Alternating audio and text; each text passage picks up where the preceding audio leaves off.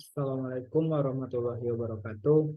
Baiklah, pada video kali ini saya akan menjelaskan tugas pendidikan kewirausahaan pertemuan 13 tentang penyusunan bisnis plan dan sistematikanya. Sebelumnya, perkenalkan nama saya Fauza Ananda, NIM 22080038. Satu, penyusunan bisnis plan dan sistematikanya. A. Profil bisnis. Hal-hal yang diperlukan dalam perusahaan bisnis. Nama legal bisnis dan entitas perusahaan. Tanggal berdirinya perusahaan, alamat perusahaan, nomor telepon, website perusahaan, email perusahaan, akun pribadi sosial.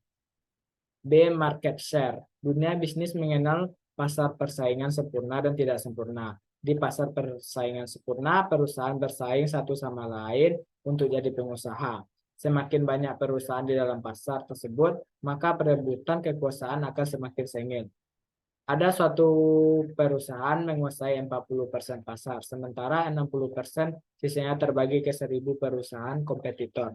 Pembagian kekuasaan inilah yang dinamakan dengan market share. 3. Strategi informasi dan teknologi. 1. Karena sumber daya yang dimiliki perusahaan sangat terbatas sehingga harus digunakan seoptimal mungkin.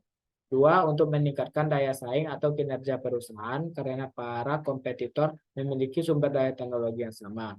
Yang ketiga, untuk memastikan bahwa aset teknologi informasi dapat dimanfaatkan secara langsung maupun tidak langsung, meningkatkan profitabilitas perusahaan, baik berupa peningkatan pendapatan atau revenue maupun pengurangan biaya-biaya atau cost. 4. Untuk mencegah terjadinya kelebihan investasi atau over investment atau kekurangan investasi atau under investment di bidang teknologi informasi.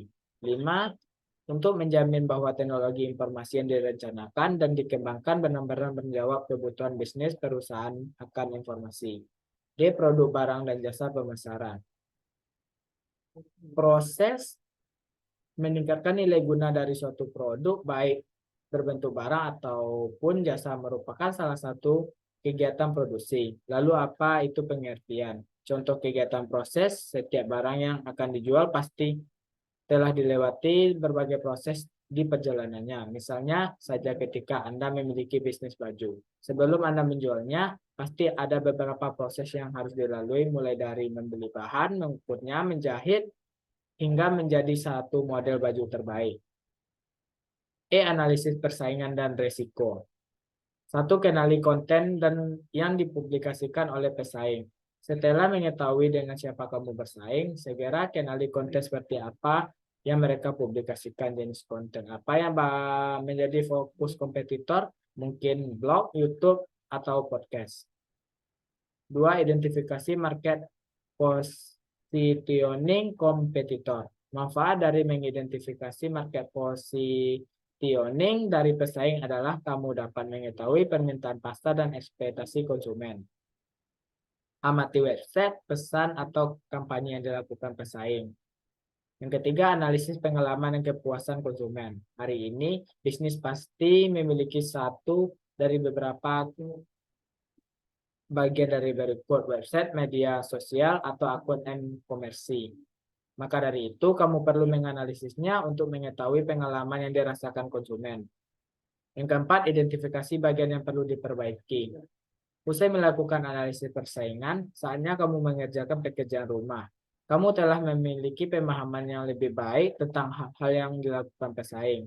E. Aspek keuangan. Aspek keuangan salah satu inti dari bisnis apapun. Ini berkaitan dengan kemampuan perusahaan dalam mempertahankan dirinya sendiri, membayar karyawannya, dan tentu saja menghasilkan keuntungan. Melakukan penilaian aspek keuangan di dalam studi kelayakan bisnis bisa membantu Anda mengetahui hal ini. Itu hasil presentasi pertemuan 13 dari saya. Kalau ada salah dan janggal, saya mohon maaf. Wabillahi taufiq wal hidayah. Assalamualaikum warahmatullahi wabarakatuh.